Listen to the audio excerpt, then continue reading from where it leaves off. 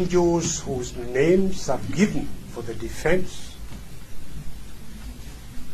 each of them is an advocate for the High Court holding a practicing certificate. And it is in that capacity that we appear. Your Honor, the defense has an application to make before the plea is taken. And that application, Your Honor, is that we apply for the taking of the plea to be postponed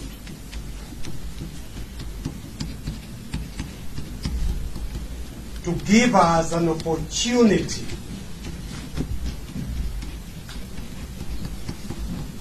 to challenge in the High Court the bringing of these charges, for the reason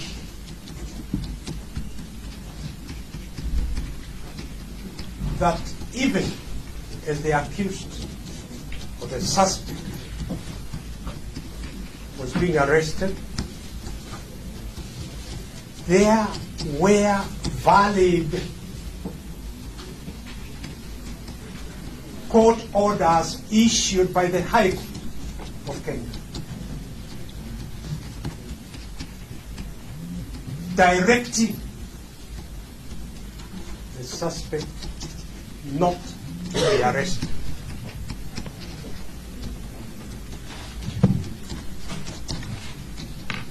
So, Your Honor,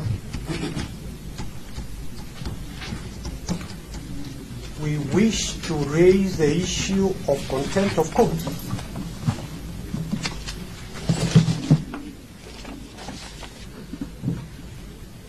Before the court that gave those orders.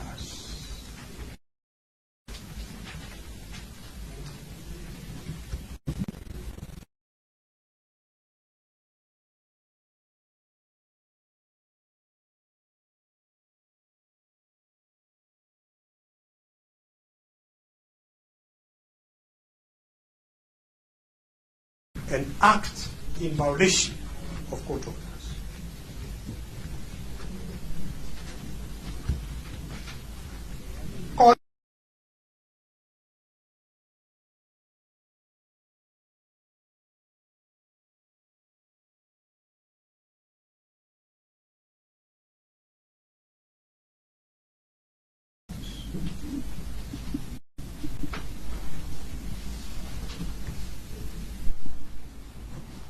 So we have solid basis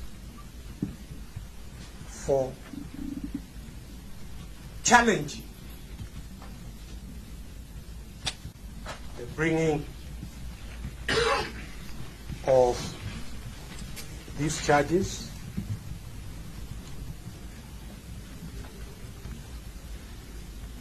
And Your Honor, it is our submission that this honorable court, in order to promote respect for the administration of justice, will indeed accord an opportunity where the issue of contempt of court orders is raised for the accused, for the proposed accused, to make that challenge before the High Court. Your Honor, let me clarify. There were two sets of orders issued by the High Court. First, there were orders issued that the accused should not be arrested.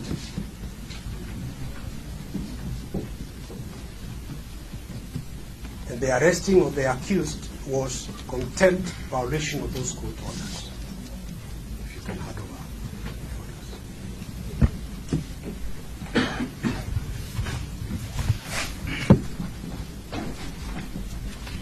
separately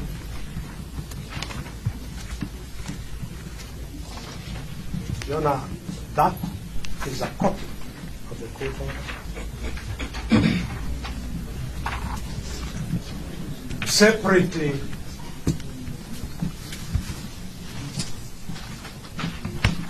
Your Honor, there were orders issued by the High Court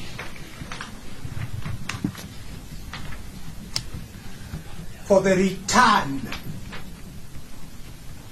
of the guns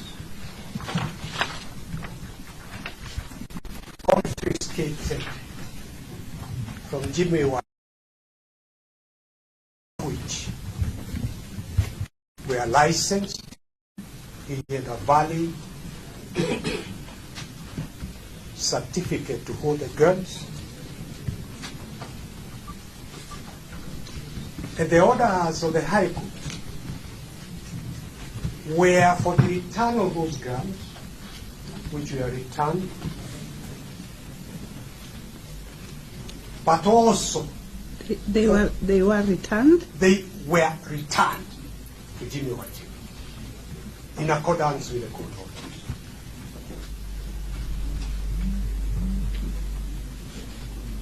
But the further court order was for a reinstatement of the certificate to hold those firearms. You've handed over these copies. All those copies of the court orders are there, Your Honor. So the guns were returned. The further court orders were for reinstatement of the firearms certificate. The firearms are specified, set out in the order of the court. So, Your Honor, perhaps in an attempt to get around the court order not to arrest Jimmy Wanjigi, we learned that despite the clear provisions of Article 47 of the Constitution, fair administrative action,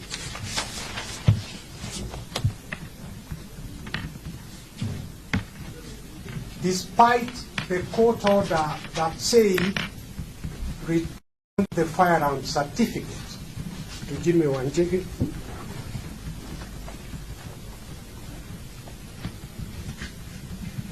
the police decided,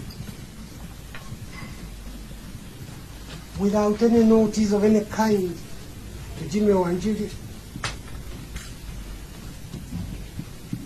to cancel the firearm certificate in order to charge him with being in possession of guns without a certificate. Your Honor, as this Honorable Court is aware, before any adverse action is taken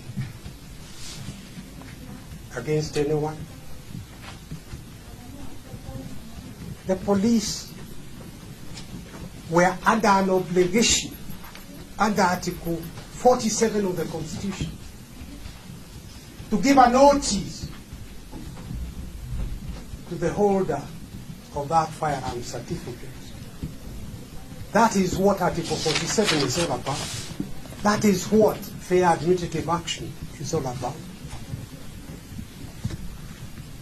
In order for him to be heard in his own defense before an adverse decision is taken.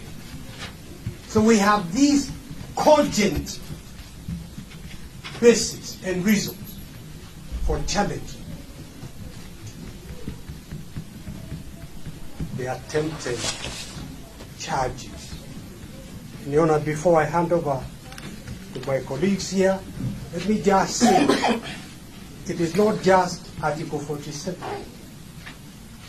because the Constitution is read as a whole, and it strengthens the submissions we are making that Article 47 is to be read with Article 10 of the Constitution, that requires reasonableness, fairness, transparency by anyone taking any action.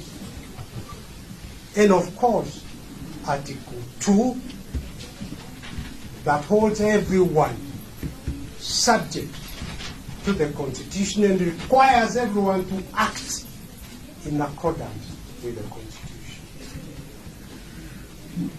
You know, we need to keep reminding ourselves of the transformative nature. We need to keep reminding ourselves of the transformative nature of the 2010 Constitution. It's not by accident. It was deliberate. But Article 1 is about the sovereignty for the people of Kenya. That sovereignty is donated to the judiciary, to the executive, to parliament, but always the interests of the Kenyan people, of which Jimmy Wanjigi is a member, to be respected. Even the human dignity, which has got its own standalone article. All these are to be read together with Article 47. Finally, Your Honor, with a lot of respect, the people of Kenya in the 2010 Constitution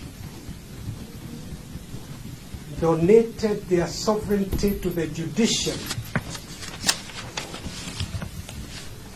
and charged the judiciary with the responsibility of ensuring that everyone acts in accordance with the Constitution, respects the Constitution. That is what we are asking this Honorable Court to do by asking that the plea taking be postponed for at least 4 weeks in order for the accused to go back to the High Court to draw the attention of the High Court that its orders have been violated by the police and that the police are acting in contempt of the court orders. I believe Willis will address